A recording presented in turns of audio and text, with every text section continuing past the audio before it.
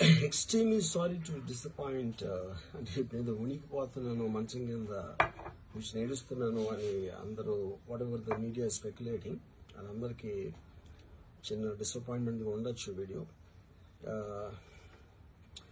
ఇక్కడ పాయింట్ ఏంటంటే I just want explain the whole concept.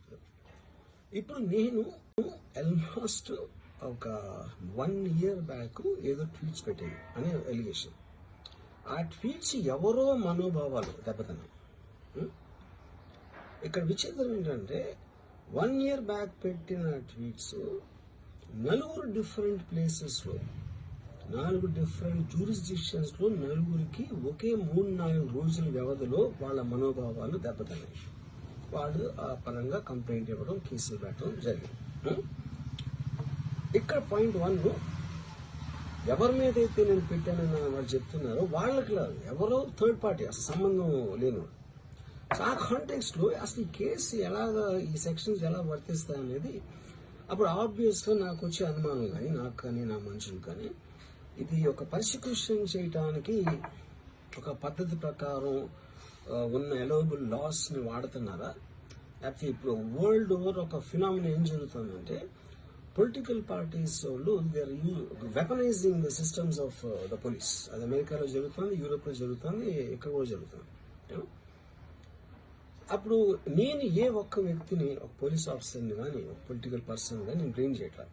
I think it happens in certain ఒక ఏమంటారు దాన్ని, ఒక వే. అది అందరూ కూడా ఎంతో కొంత అది చేయటానికి టెంప్టేషన్ ఉండొచ్చు. But eventually there is the law of the land which will take the final call. So అది that I completely agree, believe in that and I abide by that as a citizen. So ఇప్పుడు ఇక్కడ జరిగింది ఏంటి, నాకు ఒక notice వచ్చింది, నేను ఒక రిప్లై ఇచ్చాను, ఫలానా చోట ఫలానా తారీఖు నేను వస్తాను. అప్పటికి నాకు జరుగుతున్న పని ఒక ఆన్గోయింగ్ స్కెడ్యూల్ ఉంది కాబట్టి, నాకు ఫిలిం వర్క్ ఉంది కాబట్టి అవ్వలేదు. అండ్ ఇట్ ఈస్ వేరే ప్రొడ్యూసర్ చేస్తాను, ఆ ప్రొడ్యూసర్కి నష్టం వస్తుంది కాబట్టి నేను మళ్ళీ టైం అడిగాను.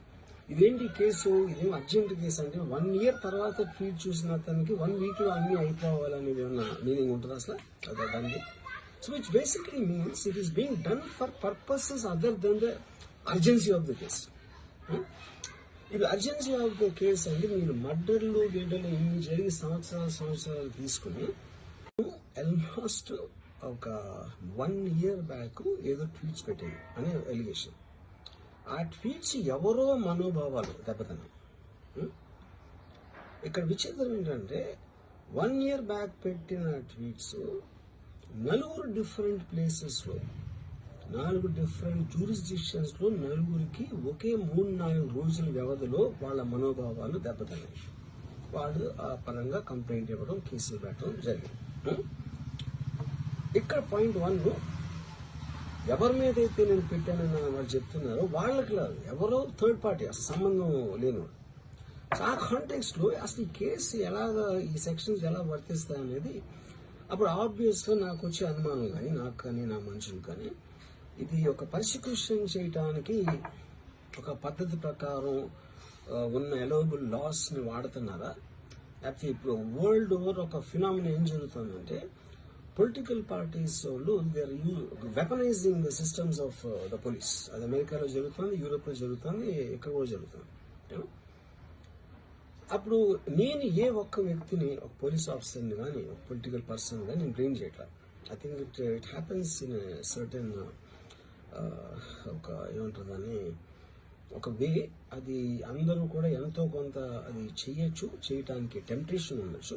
But eventually there is the law of the land which will take the final call. So అది that I completely agree, believe in that and I abide by that as a citizen. So ఇప్పుడు ఇక్కడ జరిగింది ఏంటి, నాకు ఒక notice వచ్చింది, నేను ఒక రిప్లై ఇచ్చాను, ఫలానా చోట ఫలానా తారీఖు నేను వస్తాను. అప్పటికి నాకు జరుగుతున్న పని ఒక ఆన్గోయింగ్ స్కెడ్యూల్ ఉంది కాబట్టి, నాకు ఫిలిం వర్క్ ఉంది కాబట్టి అవ్వలేదు. అండ్ ఇట్ ఈస్ వేరే ప్రొడ్యూసర్ చేస్తాను, ఆ ప్రొడ్యూసర్కి నష్టం వస్తుంది కాబట్టి నేను మళ్ళీ టైం అడిగాను. ఇదేంటి కేసు, ఇదేం అర్జెంట్ కేసు అంటే 1 year తర్వాత ట్వీట్ చూసిన అతనికి 1 week లో అన్ని అయిపోవాలనేది ఏమన్నా మీనింగ్ ఉంటుంది అసలు దానికి? So which basically means it is being done for purposes other than the urgency of the case. ఇది అర్జెన్సీ ఆఫ్ ద కేసు అండి. మీరు మర్డర్లు గీడలు ఇన్ని జరిగి సంవత్సరాలు తీసుకుని